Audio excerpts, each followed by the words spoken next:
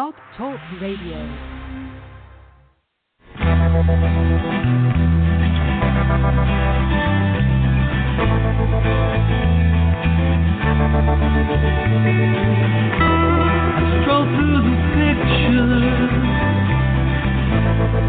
What I've left behind here once again.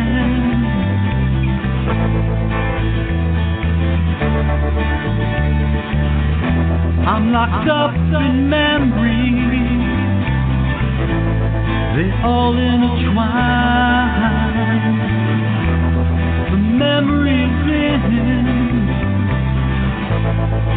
in my mind. I know tomorrow, 'cause that dawn will come. You will never know just what you have done.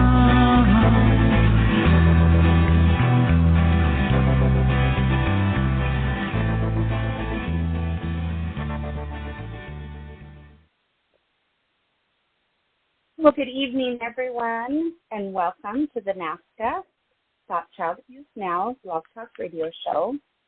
NAASCA stands for the National Association of Adult Survivors of Child Abuse. My name is Tim Lakin. I am your host this evening, and it looks like we've kind of got a little mix-up going on here, but looks like Victoria's on with us. Welcome, Victoria. I'm glad you're here. I just best it. And then we have Pastor Deborah on, and she knows what she's doing anyway, so we can just kind of sit back and listen, huh? Yep. So I'm going to go ahead, let me go ahead and do this opening and everything first, and then we can hand it over to Pastor Deborah. So we have a single purpose here at NAASCA, and that is to address issues related to childhood abuse and trauma, including sexual assault, violent or physical abuse, emotional traumas, and neglect, and we do so with only two goals. One, by educating the public, especially as it's related to helping society get over its taboo of discussing childhood sexual abuse, also known as CSA, presenting facts showing that child abuse to be a pandemic, worldwide problem that affects everyone, and two, by offering hope and healing through numerous paths, providing many services to adult survivors of child abuse, and information for anyone interested in the many issues involving prevention, intervention, and recovery. And tonight we are on scan number 3263. And if you would like to be a part of the panel, we'd love to have you call in on the host line, or the guest line, 646-595-2118, and either myself or Victoria will meet you on the back line and welcome you on. So we'd love to have you be a part of it. Again, we have Pastor Deborah, calling you Doctor. Pastor Deborah is on with us this evening, and of course she's an old-time NAASCA, member, so she knows exactly what she's doing. I'm probably going to go ahead and hand it over to her then, since she can take over. So I'll just let you go ahead and do it. How about that? Does that work? Thank you. All right, I'm here. Can you hear me? Yeah, we can hear you. Oh, okay. I wasn't sure. Okay. Yep. Hi, Victoria. Yeah. Hi, how you doing? I'm doing all right. Awesome. I guess I'm filling in for somebody, couldn't be here or something. And I have a great topic. You guys can probably comment on it. I haven't covered this before when I've done some teaching. It was, what is triggering and what is a memory? Because what happens when people have had child abuse, when the abuse is happening, events through the physical body, sounds, cells, words, everything, and even the body, they record that in the brain and through chemicals. Because I also did a lot of neuropsychological testing as a mental health counselor. So what I wanted to talk about tonight, and if there was any callers, is what happens when somebody gets triggered, what's going on. And then after you get triggered, what is the memory? What does it consist of when it comes up? So that if people choose to go into counseling, therapy, and a memory comes up and the therapist is talking, they'll have a little better understanding what it is, why. And if you're in a peer-to-peer sort of a group work and somebody's telling their story or something and you start getting triggered because of it, I wanted to talk about what's going on inside of that and why it's happening. And so these are two areas that a lot of abused people are familiar with.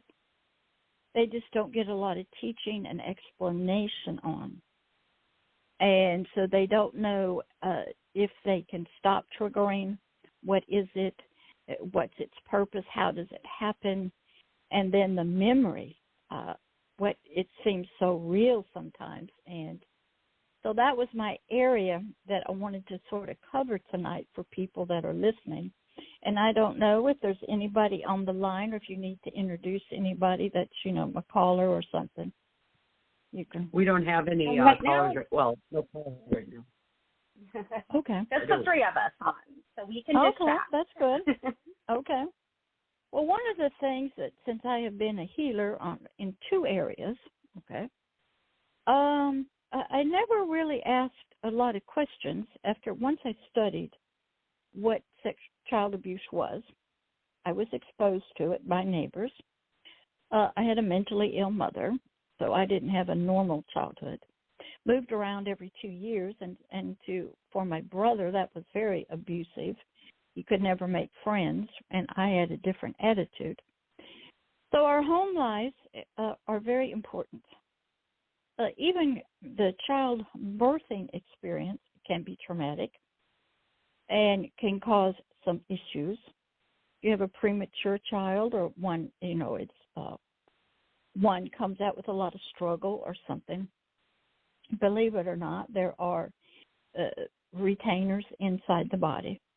So in an adult who's had child abuse of some kind, repeated or whether, because there is the biological body of a child is involved.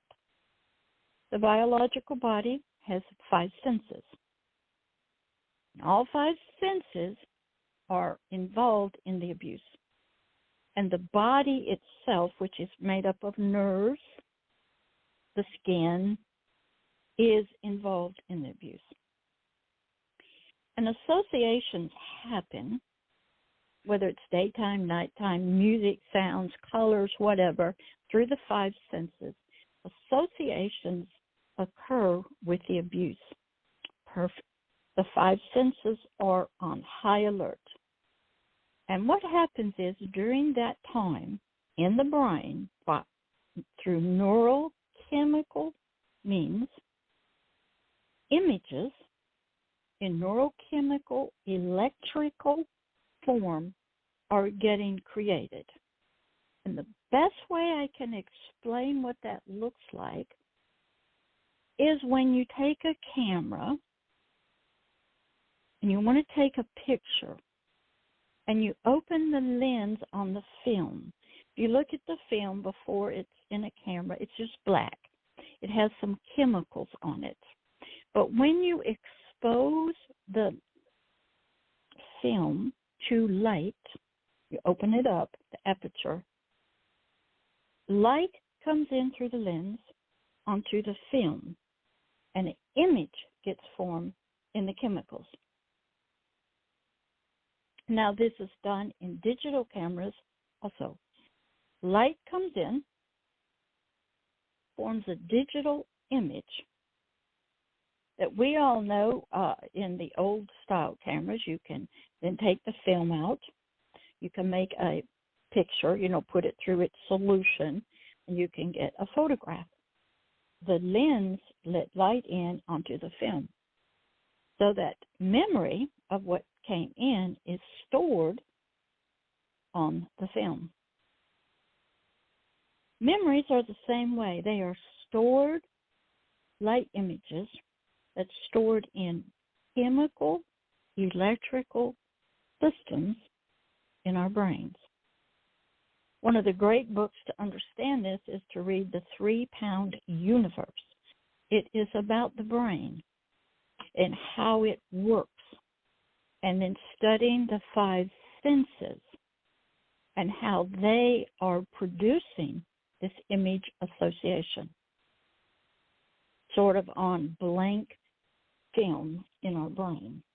Things are being created, stored in chemical, electrical form.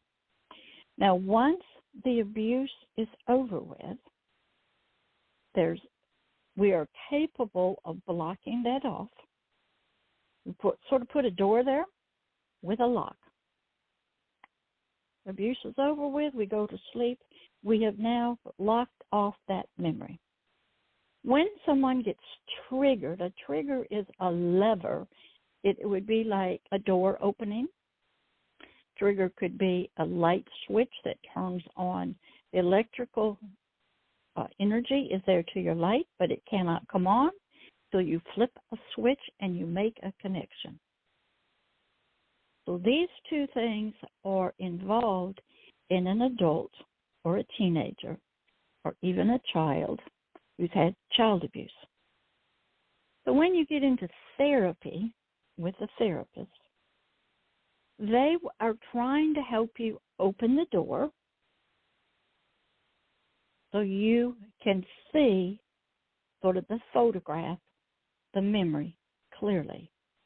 And they try to help you understand it and your feelings associated with it. A lot of therapists don't make judgments on your parents or that was a crime. They don't say that much anymore. They did in the 70s, I believe. A lot of therapists were telling adults, this is a crime to what happened to you. And you need to go and file charges of child abuse against your parents. And many clients did. And the parents rose up who went into court, and they got lawyers, and they organized in the false memory syndrome, accused the therapist of planting the memories of this into their clients. Because a therapist is in a position of power and authority, and they know that the client, the courts know this, is a very suggestible person. They can be overpowered, dominated, and it is a therapist has to be very careful in what they say. There's ethics that a therapist is not to do business with any client, associate with them in any way, in any golf club, go to any clubs, go to anywhere, take any money, have them come to their house and cut their grass. It's illegal for a therapist to do that with a client, because a client therapist is one is in a dominating role and one is in a submissive role. So there was a lot of rules on therapists, but therapists were trying to help the client. So what happened is the lawsuits started happening against the therapist for malpractice, for putting in this. Maybe they hypnotized you and they implanted. This is what they would tell the courts. And so a lot of your therapists backed off from recommending going and filing charges because there was no proof, and, the kids had been getting in trouble at school and all kinds of things, did drugs and alcohol, and so the judges didn't believe these parents would do that. So that was way back in maybe even the 80s or something. And but if you are an adult now, or even a teenager, or even a child, you can understand creation of memories, pictures, images inside of your brain. You can see it if you close your eyes. You just close your eyes now. You can just look around the room and you can still see things, okay, that have been implanted through the light on your brain. So through the 5 senses, you have your eyes. They see things. Light comes in. Your ears hear sounds. It comes in. smells come in through your nose, your touch of your hands, your body. Everything is recording in your brain as a child, the child abuse. And at that moment that you are being abused, you're at a certain age. That age and who you believe you are is also recorded as the one who's being abused. Now, a lot of people know when they tell their stories, they don't remember a lot of this till much later. And it's because it's been locked away behind, we'll say, a door or a wall. And it hadn't been opened. But yet they had depression, anxiety, other mental health issues, drug, and I think Victoria can relate to this, Summers, drug and alcohol problems. And they don't know why. Relationship problems. So what starts happening is the walls, the doors, start weakening. And these memories, when the triggers are all in society. In Satanism, which I worked with, and witchcraft, they would get triggered if they heard a police siren, certain number of phone rings on your phone that would trigger them. If it was a certain time of day, a certain hour of the clock, that would trigger them. And they would switch into a different personality, a different memory or person would come up to do something. And their whole life was broken up into disassociation.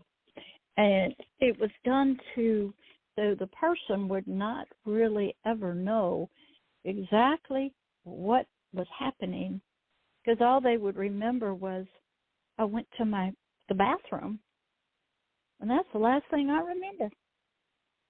Or I went to sleep, and I don't remember anything else happening.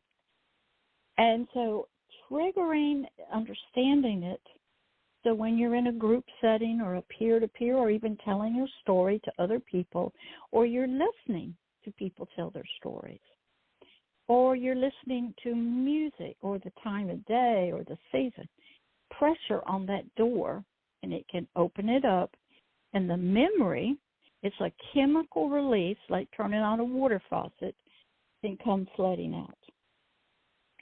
And that's what the mental health world would call flashbacks, post-traumatic stress, and you'll see a lot of soldiers in it that they wake up, they're having nightmares, they believe they're back in the war zone, they're hearing the shelling, and so when the memory is released in chemical form, it will affect all five senses, and you will believe that you are actually right in it then.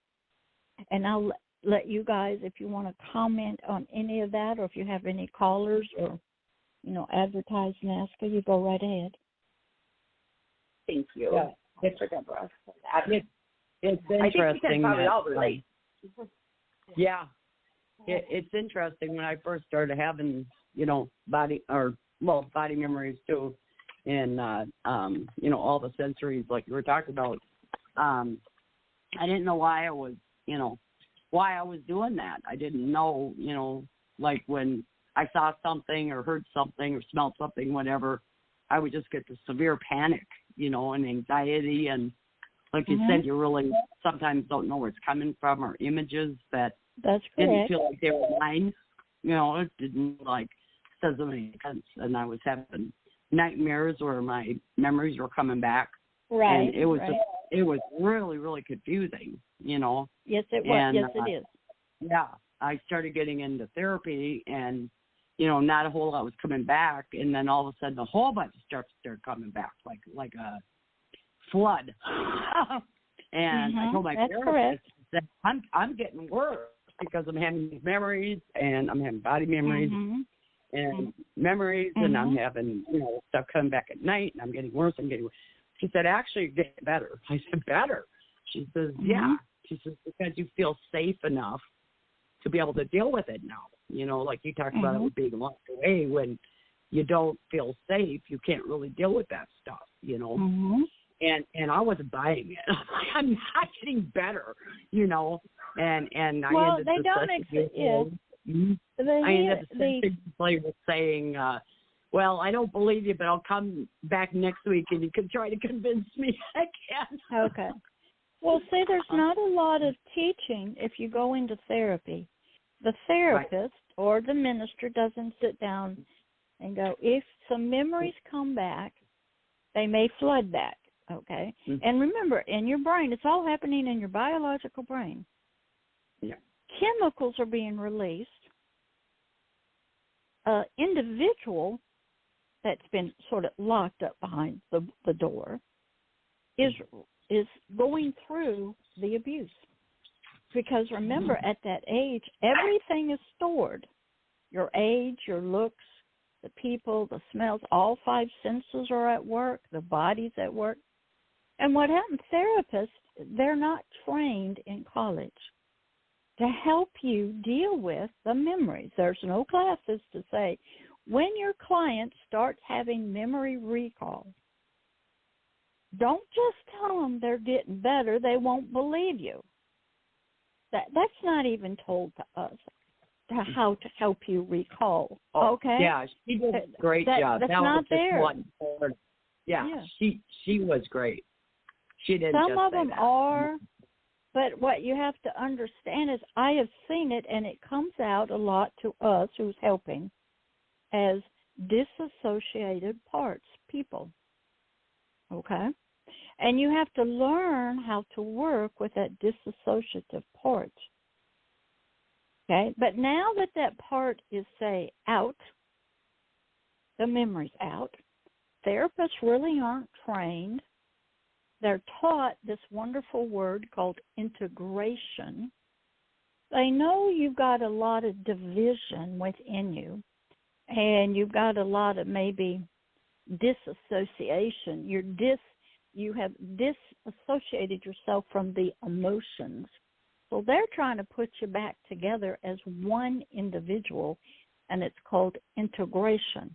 They're trying to get all of your parts to have the same memories, for you to completely remember everything that happened, and to realize now that it's over with, you are safe, you're not a child, and that's all in the past. But we need all of your dissociative parts to remember it, experience it. Don't block it off anymore. Don't hide from it.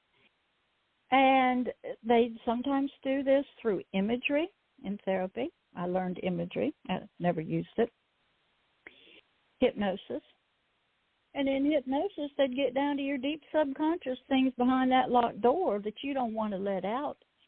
But now they've taken away the safety net, and they've entered into those places, and they want those places to reveal themselves. They believe that that'll help you. You won't have to do your drugs and alcohol anymore, won't be depressed, won't be fearful, won't have anxiety, if you remember everything. And they'll ask you questions about what happened and how did that make you feel, and they'll go through this and almost have you relive it. So when people tell their stories, they are reliving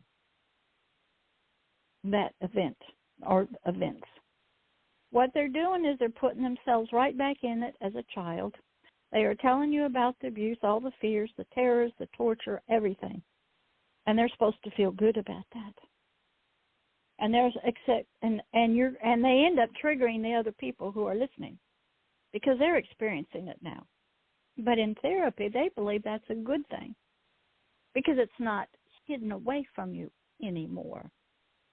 But typically, there's no preparation in therapy. Very few ministers know how to do this to get you ready for that event to occur and how powerful it's going to be and how the body stores the memory. It's all chemical, electrical. And when the chemical, electrical, if you've ever watched a brain, sometimes you'll see it when they show it on TV commercials, light going through the dendrites and all the things in the brain, flashes of light and stuff. when that's happening, there's also something called the vagus nerve that goes from the top of the head all the way down. It runs through your system. It's going through the nerves. The nerves are firing off electrical stuff. You're feeling the pain, the tingling. Your heart's affected. It's beating faster.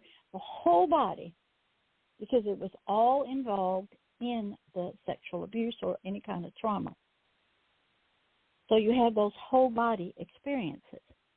But most therapists don't really, believe it or not, most of them don't even suspect that you were abused as a child. They just think you're depressed, you're having a bad boyfriend, girl, relationship, or you lost your job. They're not trained to go back to the childhood. And just recently, when the ACEs came out, the Adverse Childhood Experience, most therapists did not even realize the effects of so many different experiences in childhood that affect us adversely, that bring, and as we grow up as adults, we have issues with. And that wasn't taught when I went through. We were all, hey, this is a mental health, psychiatric disease, illness. Okay, it's a disease. And we treat it with medication, or we treat it with electroshock therapy, or we treat it with lobotomies. They used to do other things that were really horrible. But it was a disease, and they were trying to cure a disease that you had in the brain. And it was so, to society, you are not normal. And yet the people that were doing this to the children, they were the upstanding citizens of the community. Churchgoers, priests, pastors, leaders, business people, fathers, mothers, brothers, uncles. And we cannot bring any kind of disgrace to the family, the business. So the little child suffered in silence. And so now you're an adult and you got issues. Drug and alcohol problems, sex problems, relationship problems.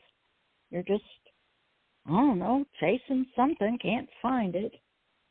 And what happens is therapists, I hope they're getting better trained at this, to work with adult survivors of child abuse.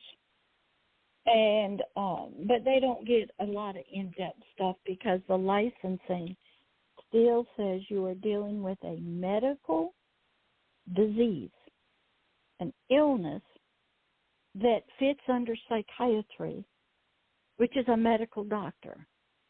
And you're still going to diagnose people with medical diseases and illnesses according to the DSM, which comes under psychiatry and the World Health Organization. My license as a mental health counselor set under the medical quality assurance, where dentists, doctors, nurses, therapists that had licenses. So we were different than a pastor, and yet we had to have a lot of medical questions. We had to take classes in AIDS when that came out. We had to have a lot about medical ethics. We had to understand different types of research and medicines that they were working with the biological body. So triggering is a mechanism. It's a lever. And it can be from the five senses. You hear something, you see something, you smell something, opens a door, which it sort of probably releases in our brain a flow of chemical, electrical stuff shooting through our brain. Okay, it starts there, then it goes through our whole body. And during that time, within that chemical, electrical, whatever you want to call it, if you've ever seen, I had to watch my son's brain. He got a head injury at 5, and we had to have brain tests, and they'll see the electrical activity that goes on even when you blink an eye. And everything is electrical. Our heartbeat is electrical when you get the EKGs. So the memory is the big part. When a memory is released, if something got a door open through the triggering, which is a lever, the memory has been learned. It's an image like on the film and the camera. It's working through all 5 senses. That includes the whole body. There's associations connected with that. Time of day, certain seasons, smells, a lot of associations connected with the abuse that happen instantaneously, and we don't even recognize it as children. It's an experience, and if it's done over and over and over again, it's anchoring those images, the sounds, the smells. It's strengthening the memory that's in there. And so is there anybody online, Victoria? Anybody? No, not yet. No, nobody else. Okay. Yeah, no one else has come on. All right. But I do, guys I make a comment? Go ahead and comment. Yeah. Yeah, I just wanted to say, I, of course, like everybody probably listening, that I do relate a lot to everything that you're saying. I recently started doing Gestalt equine therapy, and that has been actually probably a game changer for me, because I've been going to therapy all my life too. I'm 55 years old. I mean, basically, ever since I've been an adult, I've been going to therapy, and it's just started to help me get more into my heart work and not be so much into my head, because that's what I've been trained to do. Okay. I've been trained to think about what's next that's going to happen, that's going to, I can help everybody else. And so okay. I also love the ACEs study. I mean, once I heard about that, it was a game changer. Okay. So it's been Let me explain what's happening. When you're doing equine therapy with the horses, they love you. They know nothing about you. They're kind. You feel safe with them. They'll nuzzle you. They're not trying to hurt you. You are receiving love, and you can give freely without being hurt. Love. You can hug them. They'll look at your eyes. They'll listen to you, and they won't judge you. A therapist can't hug you. They won't do that. They won't say, I love you unconditionally. So you don't get that level of safety, that level of unconditional love from your therapist. It's a job. You're paying them money to listen to you. You're just a client. They're just trying to retrieve that. Okay, so the relationship is different. That's why so many people choose support animals. Or how about a teddy bear? Because it gives us conditional love that makes us feel loved.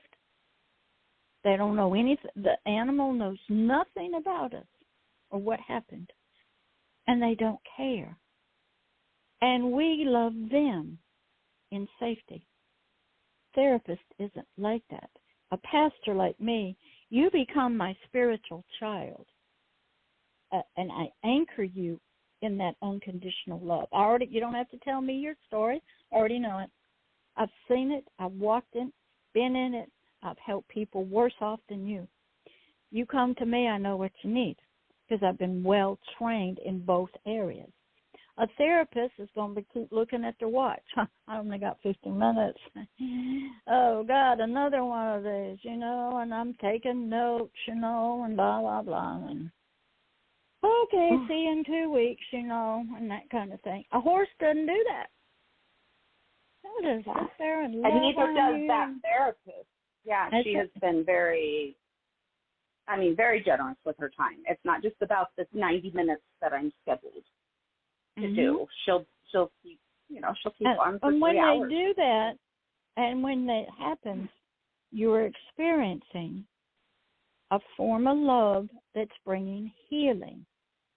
But most therapists, they're on the clock to make money to pay their rent and their bills. And you are just the mechanism, that does that. And so it's different. And you go to just regular doctors, you got 15, 20 minutes, and it's all business. They talk to you a little bit and move on to the next one.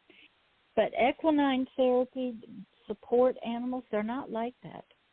And that's where a lot of healing and the connection is love. You love me, Mr. Horse. You're gentle with me. I can love you. You ask me no questions, and yet you love me. And I can love you back. So a connection of love is starting to flow.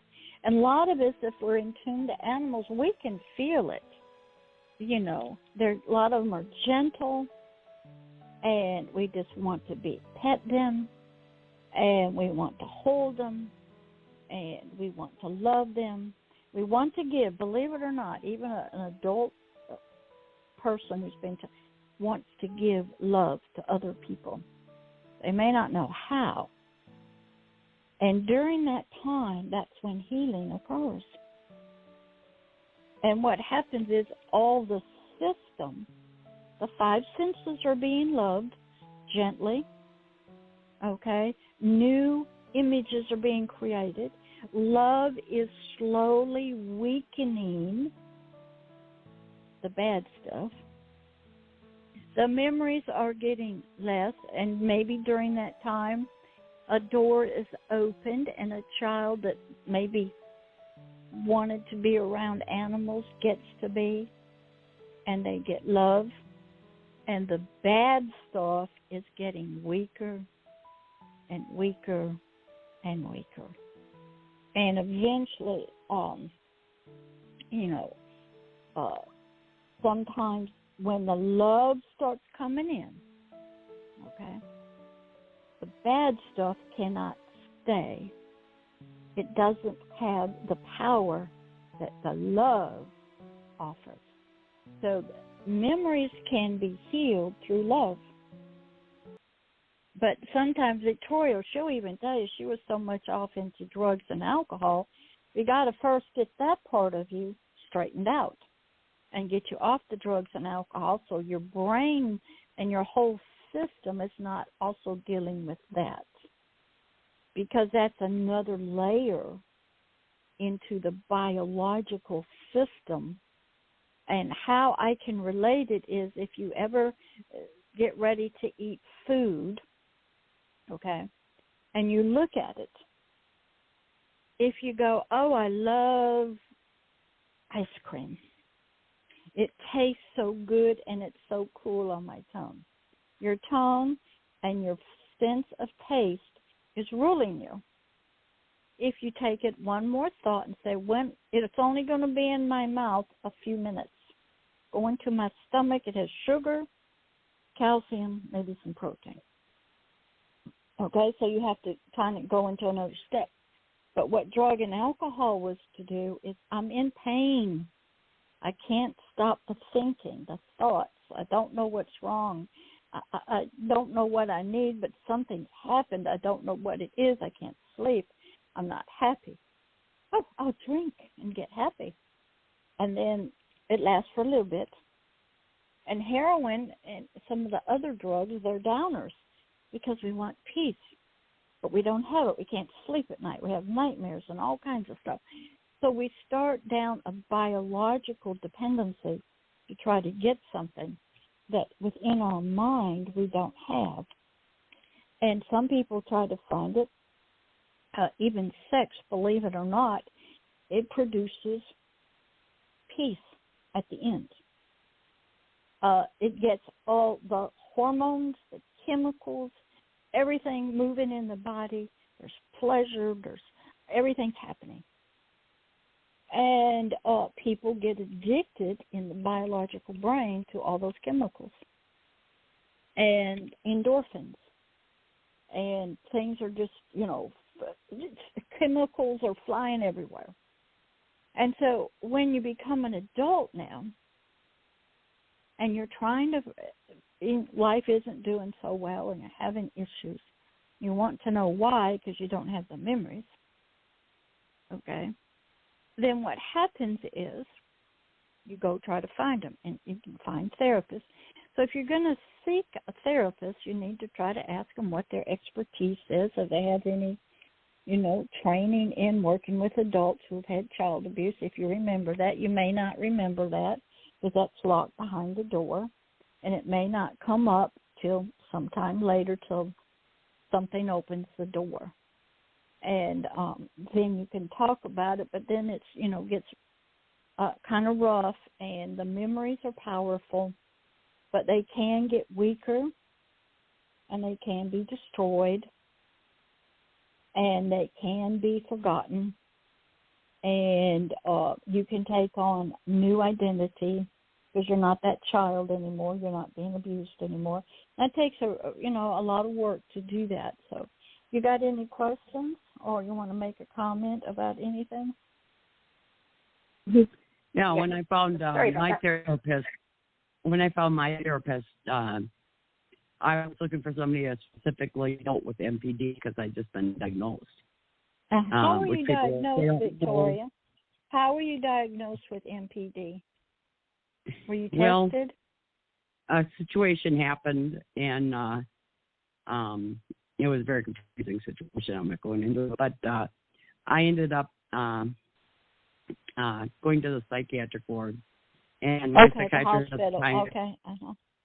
My psychiatrist said at the time, I think I'm dealing with more than I can handle right now. So there was a professional. Said that? Yeah. Psychiatrist. That said, there's a professional person I want you to talk to, and his name happened to be William Hershel, and he was, top notch whatever at the time on MPD.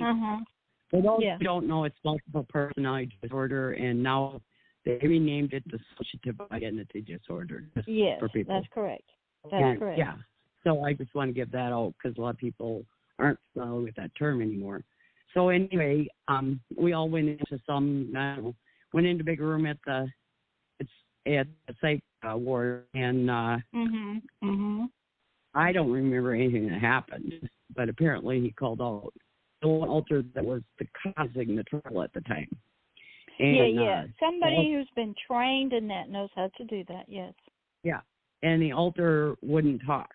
So apparently, my husband at the time was in the room, so he told him what happened. But that alter wouldn't talk, so he said, well, would you be willing to tap on the table? Yes. One tap or yes, and two taps or no. And so the alter tapped once. And so anyway, apparently he went through this whole whatever rigmarole. And the next thing I know, I'm sitting in the room, and I don't know what the hell's happened, And that's when I was told, that I had MPD. I had been diagnosed with borderline personality disorder. Borderline, which was an incorrect diagnosis.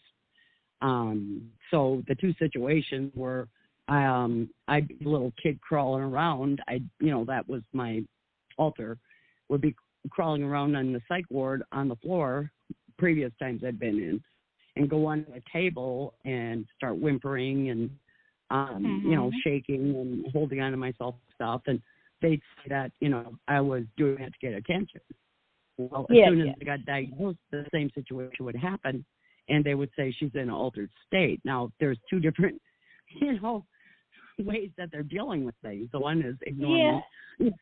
And the second way, when they found out my correct diagnosis, they were different. They treated me differently, which helped. Well, the thing is, in psychiatry, most psychiatrists and psychiatric nurses and orderlies, they're not trained. They're not educated in this, and they really don't know the cause. And so they think you're playing games, and you're just because they see a lot of this, but they don't. They don't realize that this is possible, for a human being to form this from child abuse or an abusive childhood. And so, like I said, it's on the far end of the scale for most psychiatrists. They just want to give you medicine to deal with depression, anxiety, and this is something that's a schizophrenic, it's a paranoid schizophrenic, it's blah, blah, blah. But it's not that, because that's on the far end. And there's very few psychiatrists that are really trained in it. A psychologist can do the testing for it.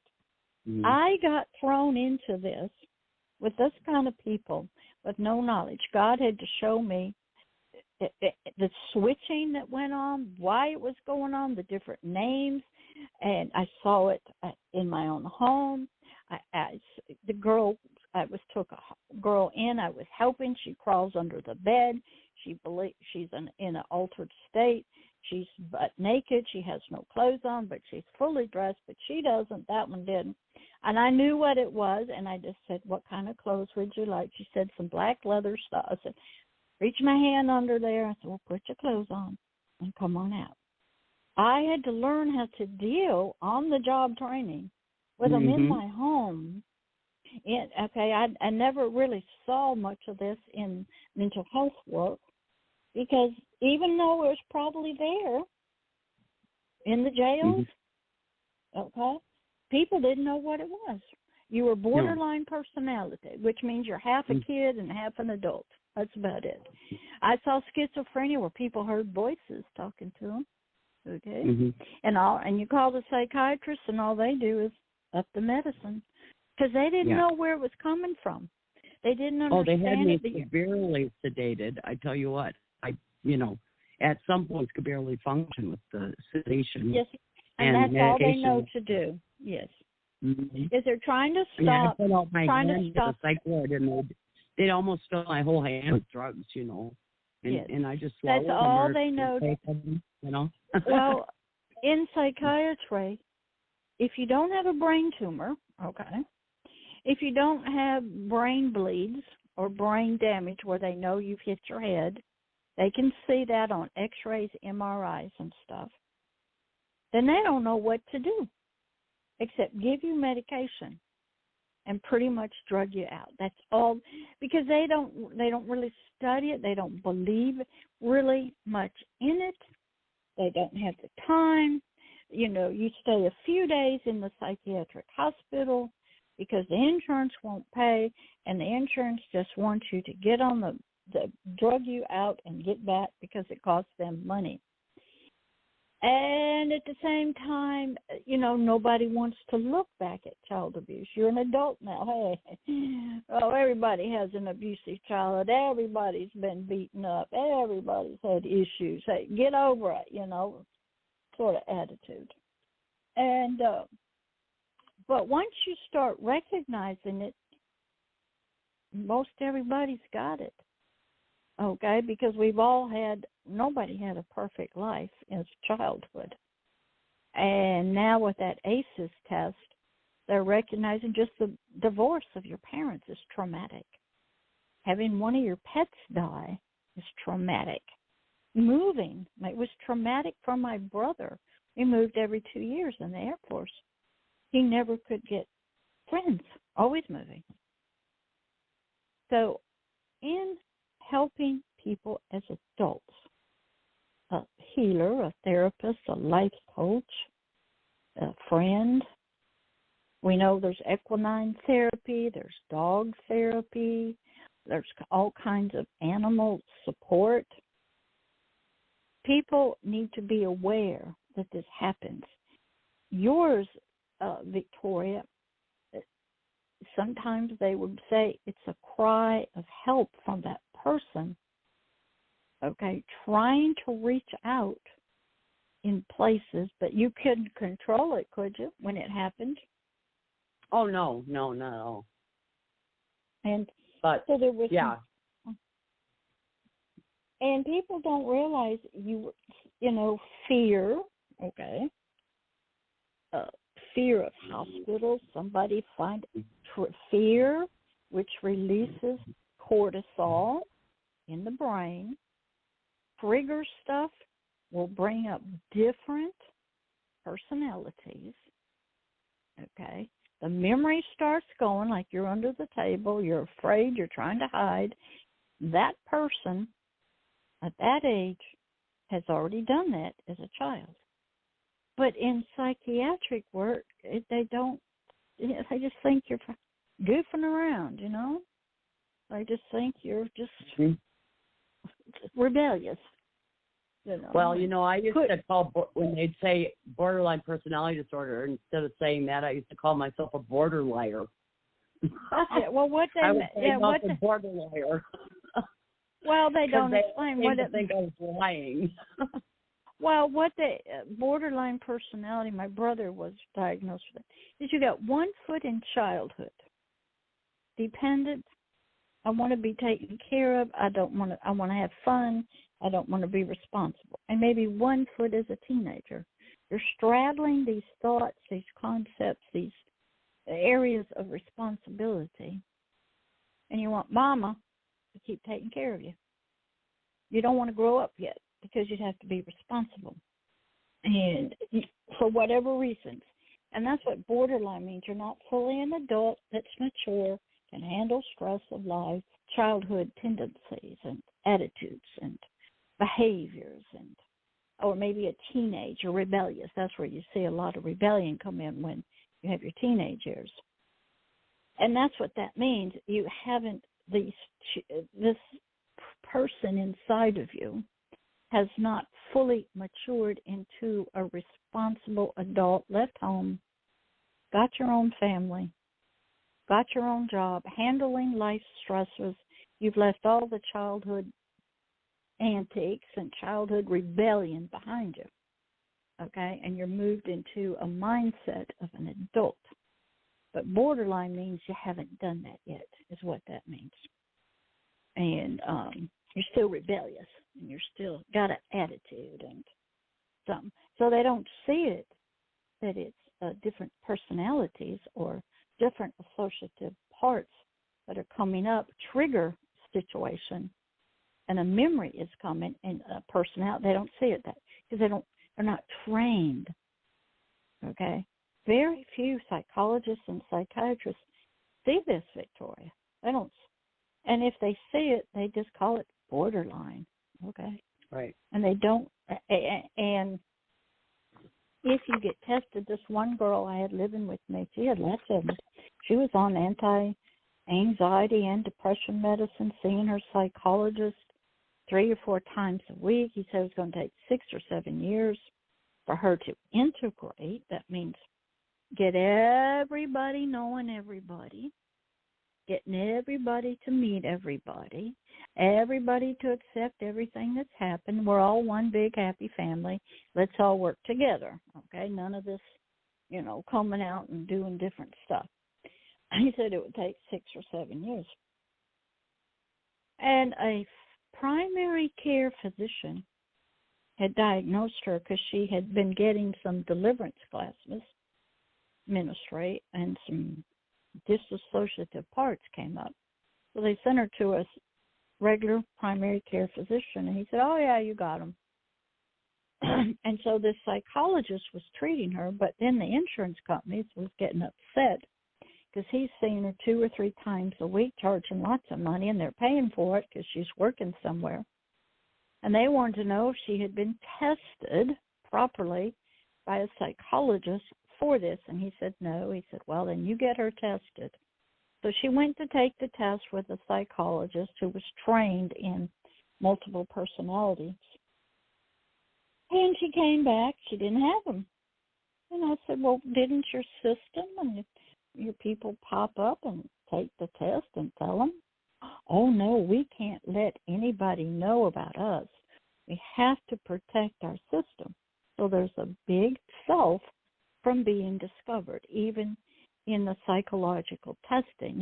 You can't, Victoria, if during that time you were under the table, having your episode, if they had put some electrical stuff on you, it probably would have looked pretty wild on your brain. But they don't do that. So the only way they can determine is if they see it happen, okay, or if they take these tests and they ask you questions and they're looking for a certain score. God had to show me it happened right in front of me, blinked the eyes, and this one girl, she said, my name isn't Amanda, it's Violet. I'm going, what is going on? It wasn't taught at the master's level. Most PhD counselors aren't taught it either. And you even heard that one psychiatrist in the psychiatric hospital said, we got to go get somebody else.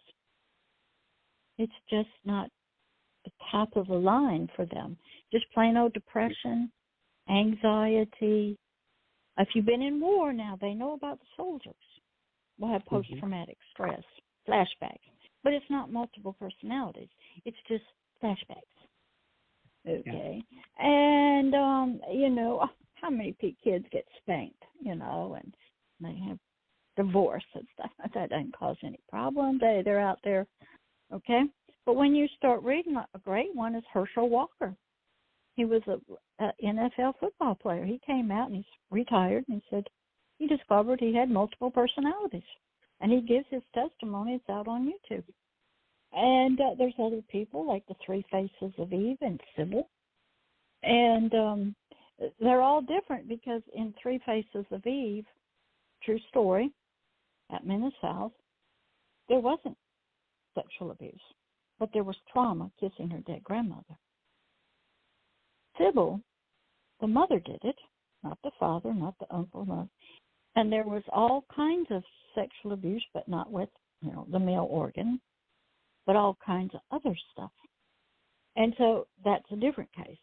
Hershel Walker was a little different. And so each case, though, produced multiple personalities. And it is a shocker to a therapist when they see it. They don't know to look for a blink in the eye. Okay? They don't know when it switches. I had to learn because I was going to be working with these people, and they had dark side that were very bad, and they served the occult, and they had a light side part. They were a judge, President of the United States, kings and queens, policemen, school teachers, doctors, nurses. That was their light side part. Pastors. And nobody knew anything. But they had this other dark side part of them. And I couldn't talk to anybody. So I just had to watch movies, read true stories. There's a great one called Suffer the Child, true story by Judith Spencer. And it's about working with people in psychiatric hospitals like you were, Victoria, and hearing from the nurses and the doctors about working with somebody like when you were in there.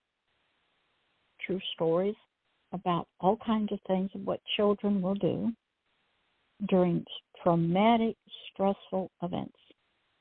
And, sometimes I couldn't even read the stories. It was so graphic, but I had to, so that when people were brought to me in Walmart, on the telephone, now on social media, in person, in church, I knew automatically what happened, and I learned the language. I learned to look at the eyes, the change. I could spot the change.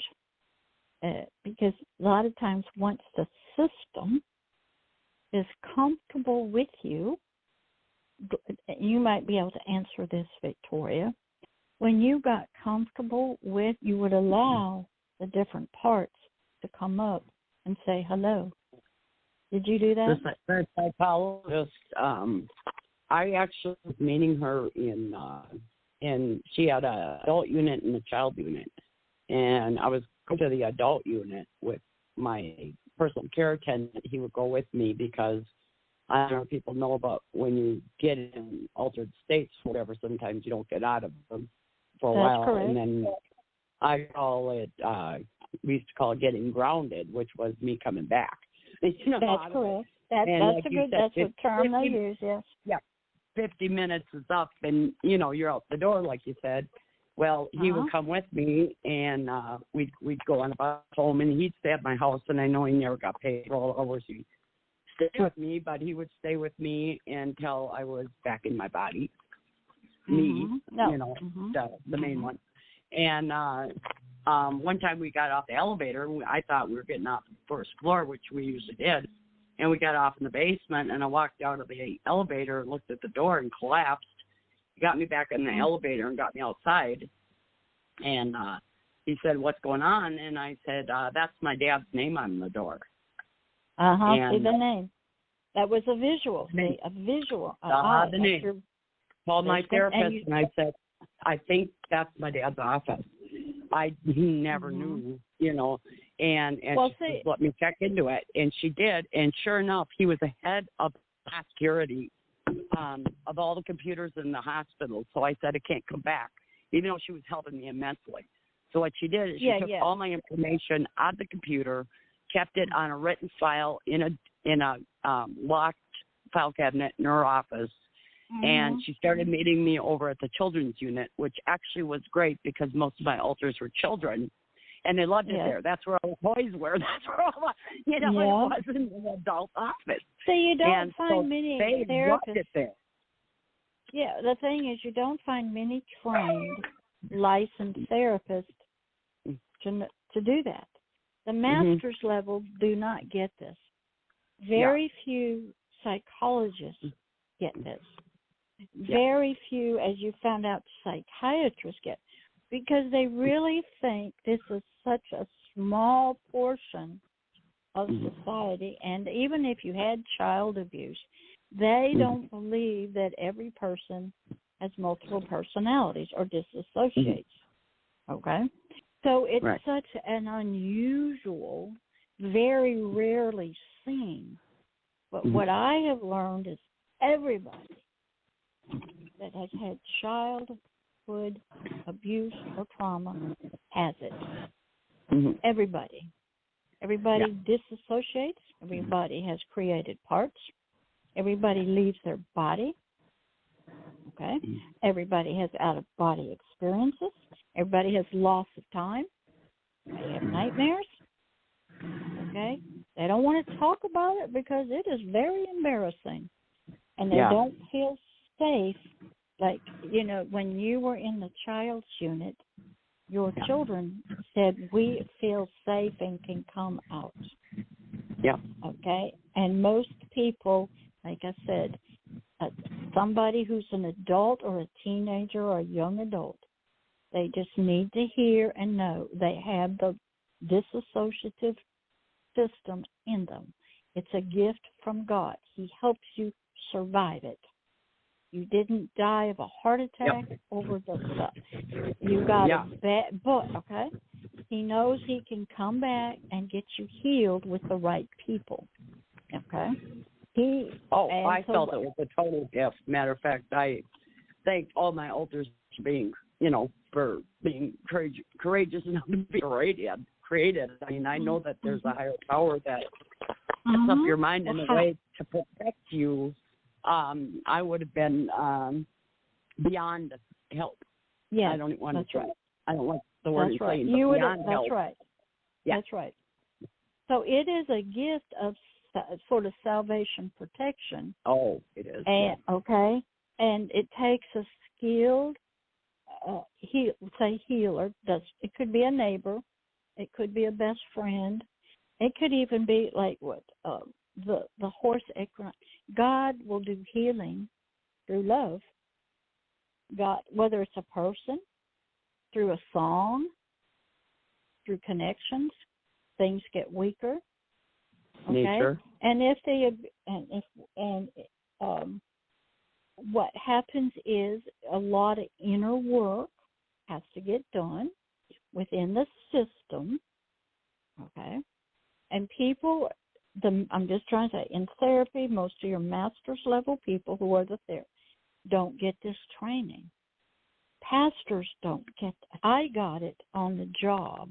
God threw me in the deep end with people like you, Victoria, but I had another level on top of it, which was multi-generational Satanism, witchcraft, the occult, demonic spirits, heavy, hardcore sacrifice, child's horrible stuff you don't even want to think about, that I had to study, I was involved with, and yet these people looked normal. They were realtors, school teachers, regular moms, kids in school.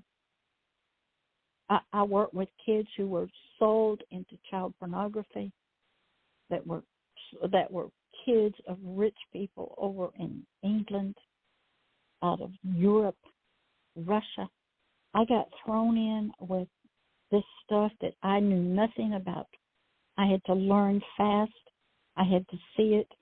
I had to understand it. I had to read a lot, because this was not taught in mental health counseling. But I knew God wanted to bring healing His way. And what He did for that young girl that was living with me, who was seeing a psychologist, that it would take 6 or 7 years, because they believe we have to integrate. All your little parts had to meet everybody. Everybody had to know everybody was there. Everybody had to agree to remember the abuse, and that everybody would be okay, and everybody had to sort of be one, and that was called integration. Then what would happen is we'd only have one personality in there instead of all of them. And God said, well, I'm going to show them. It ain't going to take 6 or 7 years, because I got a different way of doing it.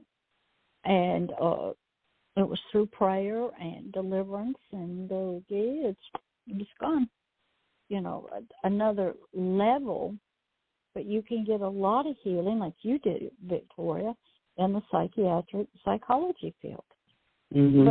But I never went through whatever you want to call integration. I've heard people that talk about it, and they asked me if I integrated, and we never went through all that, every little thing that happened and stuff, and all the altars didn't even come out.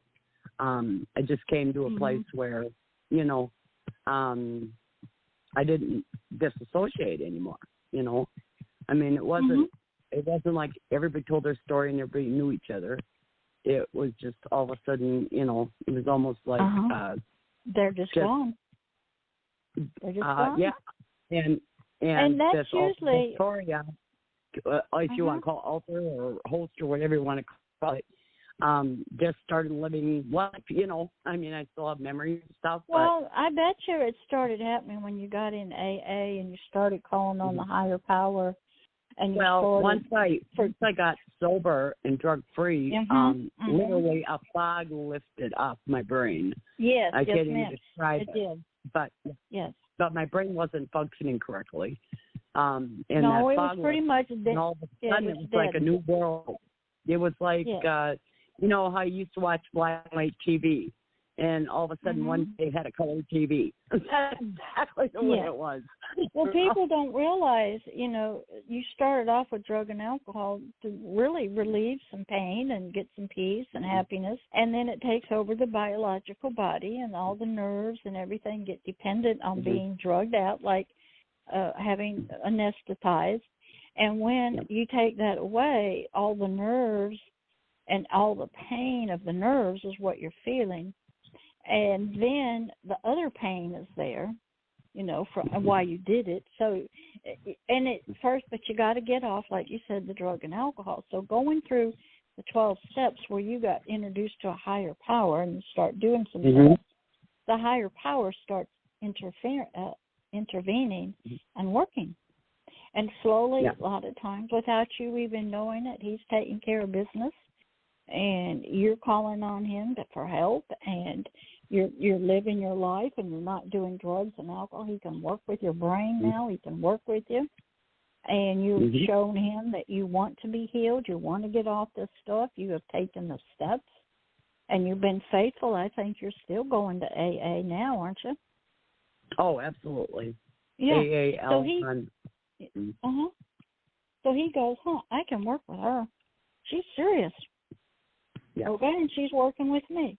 In that kind of atmosphere, God will use everything, but he's at work where things that only he can do, and you may not know he's doing it, but one day it's like they're just all gone. Well, where did they go? he took care of business, Yeah. And that was the thing I had to learn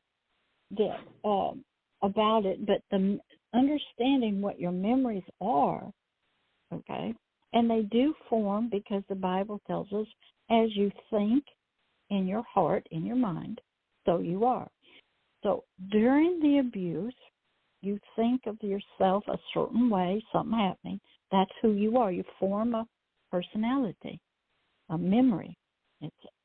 It's in chemical, electrical form, stored away behind doors that need triggers, levels, okay? Now, you can, like you found out with drug and alcohol, you can deaden yourself so you're not easily triggered, but you're a mess, okay? Then you go down the elevator and you see a name, which is your father's, trigger. That's a visual.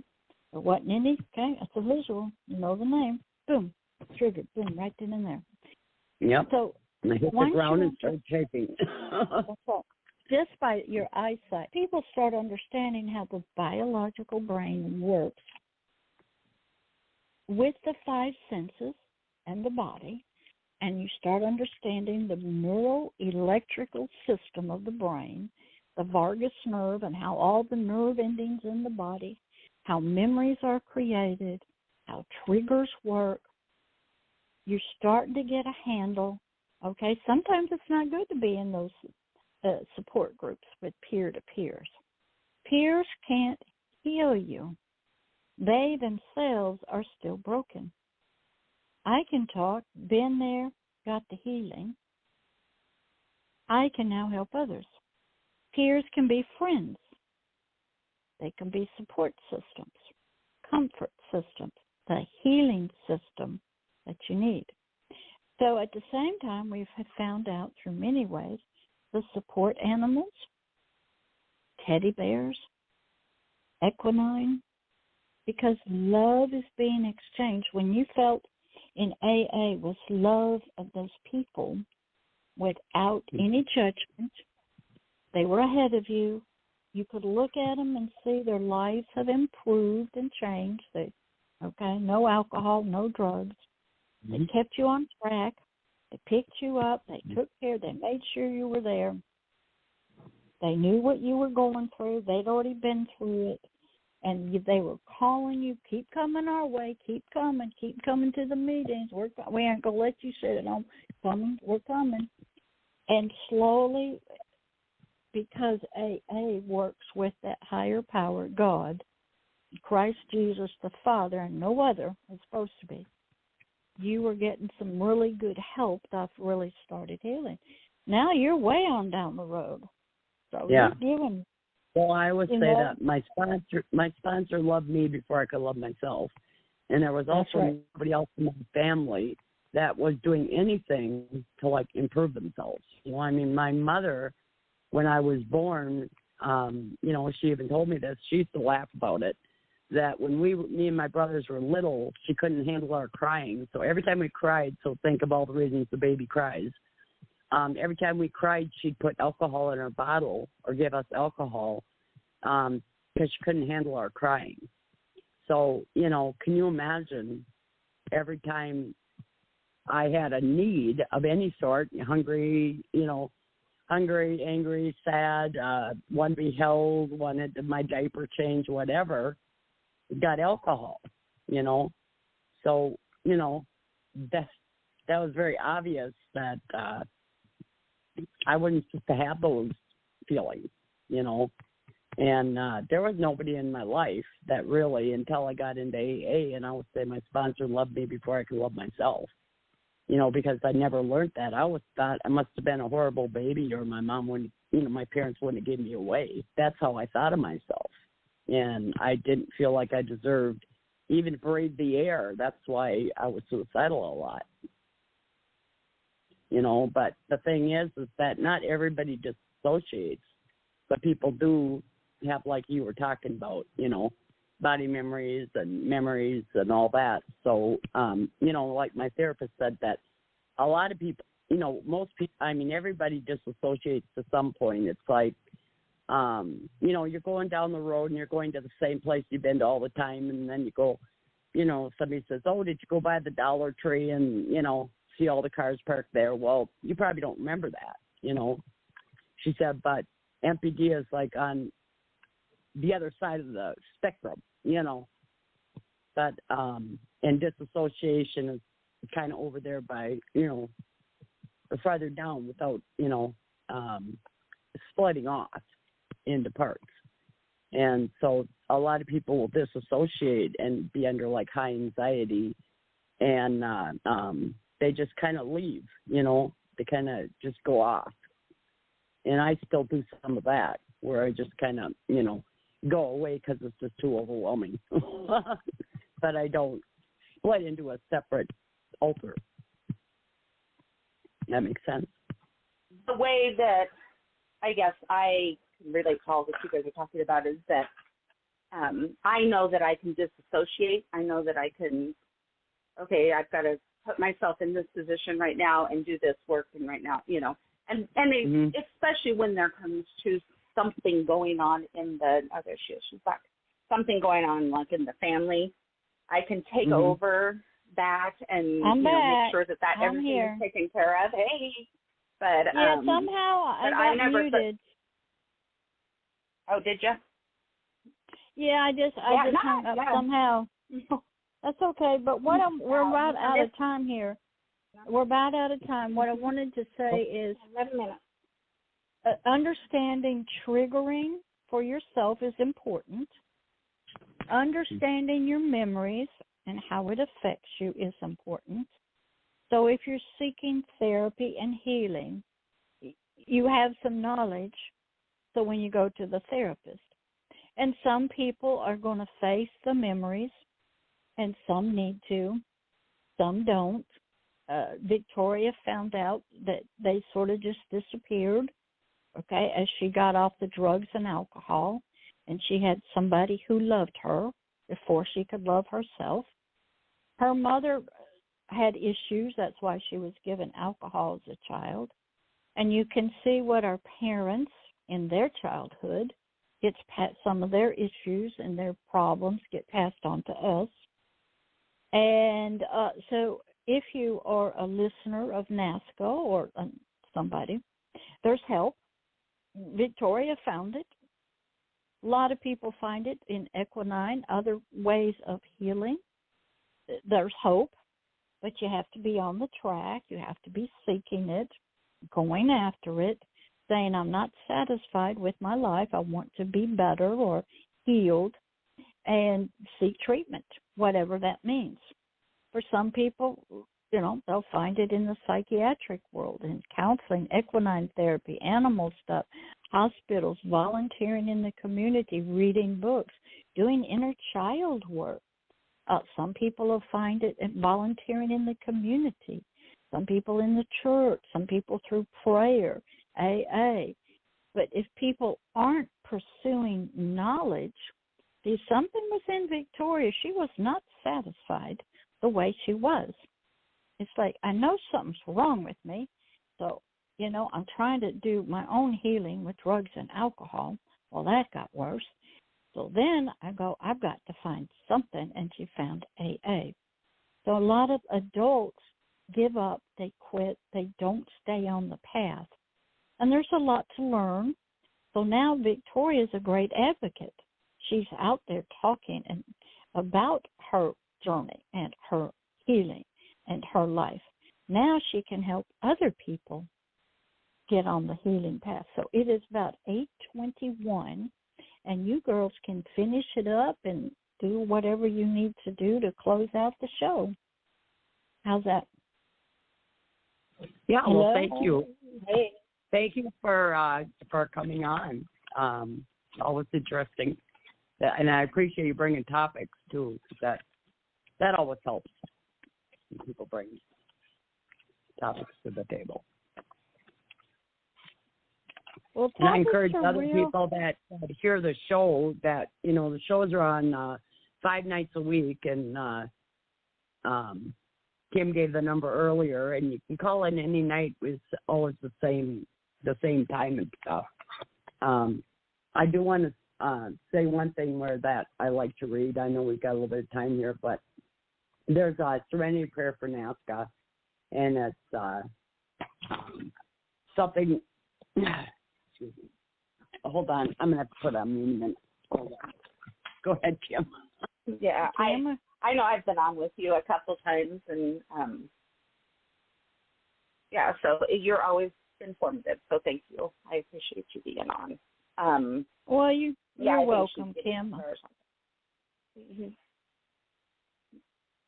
You know, it's real interesting. NAASCA is two topics: go after healing and become an advocate. And I think it's worthy, and you girls do a great job out here. You know, it's not easy. And the topic's not an easy one either. And so I appreciate you guys, you know, taking time out of your evening to be here. And I know what Victoria's going to read, and it's very beautiful. So I will see you guys, you know, again, I'm sure. We'll see you again on the radio, as Bill says. We'll see you on the radio. Yeah. On the radio. So I'm going to read the NAASCA Serenity Prayer. It's, please grant me the serenity to stop beating myself up for not doing things perfectly, the courage to forgive myself because I always try my best, and the wisdom to know that I am a good person with a kind heart. And I do want to say, too, that as Pastor Deborah was saying that, you know, I sought help, and it's not easy always to ask for help, but you're worth it. And also, you know, not everything works.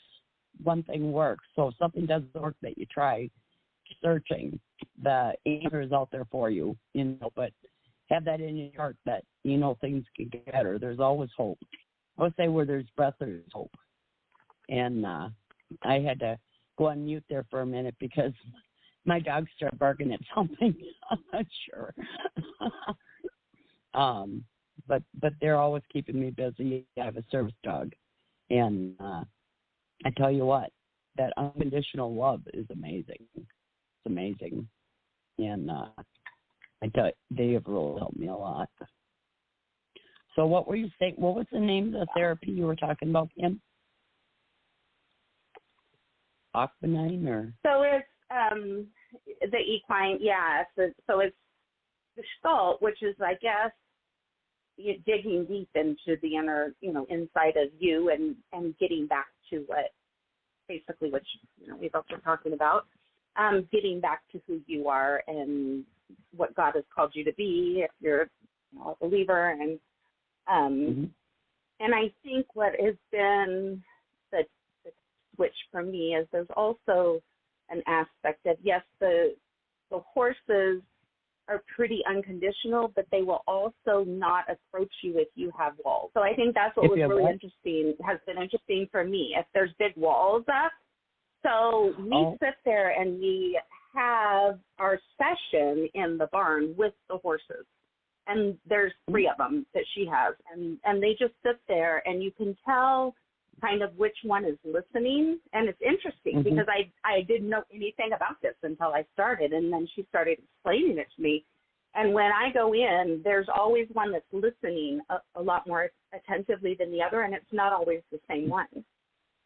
And there are times that there were like both of the girl horses, the female horse had the male horse cornered, and and I was talking about how I just don't, I mean, even in my marriage, I haven't had a voice, and this is what I'm trying to overcome. And so she was like, the horses are demonstrating to you. They're telling him to get out of here. And she goes, they don't ever do that. They never come because the one female horse is the head of the pack, and then the male horse is the second, and then the other female horse is usually the last in the pack, and she doesn't ever confront or anything. And so it was interesting how my therapist can point out these certain things that are happening with the horses that are kind of mirroring what I do. So like the first hour we are talking and they are listening, and then she will take whichever horse is listening the most attentively and seems like they want to work with me that day. We'll go out into the little pen area, the outside pen area, And then I work with the horse as far as just trying to, well, I try and what I have been trying to work on, and it's been hard for me, is I do walk around doing affirmations. And if you believe in these and you're really what you deserve and this is what you believe, the horse, will follow you. But if I, in the very beginning, I couldn't even say any affirmations at all. I could not yell, and I still have a hard time yelling them. Actually, if I say them to myself, I can get more into my heart. If I try and say things out loud, I have a really hard time getting back into my heart and not just using my head and thinking about what I should say next, So horses pick up kind of on that sense, and that's what has been fascinating to me, is that, that they are showing me actually when I am completely in my head or completely in my heart, and what, I need to get back to and what I want to. And I just long for it to get feeling with my heart again, because it's been a long time. So yeah, it's been a lot of time. Get teary about all this. Yeah, I read this one thing. It said, I don't post my problems on Facebook. I go out to my yard and talk to my squirrel. That's cute, yeah. Well, that's really cute. Sometimes it's, I'll talk to my dog, and there are times, that dog will just sit there and act like, it just seems like it really understands. And sometimes you don't have to say anything, but I'll be in like a Zoom meeting or something and just be having a really hard time emotionally, and I'm not crying or, doing anything like that. And I'll just be having a real difficult time emotionally. I'll just be, sit there. And my dog will come up to me, my service dog will come up to me and just start scratching my arm and start kissing me. And they know. I know. They're so smart. They are. To do that. And I'm like, no, these animals pick up on things, Yeah, they can. And even some people say, oh, you can't train a cat. Well, even cats can, come up and start nudging up against you, and it's just amazing that, or you go out and sit in nature. And I used to go out in the woods all the time just to get away from my grandparents, because they were drinking, or if they weren't drinking, they might as well be. And anyway, I go out in nature, and sometimes... Let's say good night to everybody before it goes off, because it's going to go off. Good night, everybody. Have a good night. Okay, now we're off. Okay, go ahead. Continue on. Okay, so I'd find like an acorn or something, and I would really feel like it was God just, or God wanted me to see that, and I'd pick up the acorn and I'd take it home, and I just hang on to it when things were like really crazy. So I was given this gift, so it could be like the most simplest thing, to just pick up a rock that, hey, that rock, that, I don't know, something about that rock, and just, as you're going on a walk or something, and pick that rock up and take it home, and, it makes you feel good holding it. Yeah. And all my so, everybody, take yourself on a vacation, whatever. We all don't have money to do that. But even if you do have money, to go on a walk and pick up a rock can mean more to you, feeling that was put there for you, or that was a reason for you to pick it up. So I just wanted to, say that. Yeah. That's sweet. I have also heard people looking for hearts, in the rocks when they're on a walk, and those are all fun things. Yeah. And just seeing it through a kid's eyes, I think, is what kind of puts you back in. Yeah. In that space. Yep. That's just too, kids will ask why, I don't know when we stop saying why, or how can I feel better? And the kids will go, can I go to the park? Can I go swimming? Right. And, we get all that shut off sometimes. Because now we can't go to the park. Right. But yeah, it was a really good show tonight. Yeah. Well, thank you. Yeah. Thank you. All right. You have a good evening. Yep. Night. You too. Yeah. Yep. Give me a call anytime. Okay. Good night. Bye.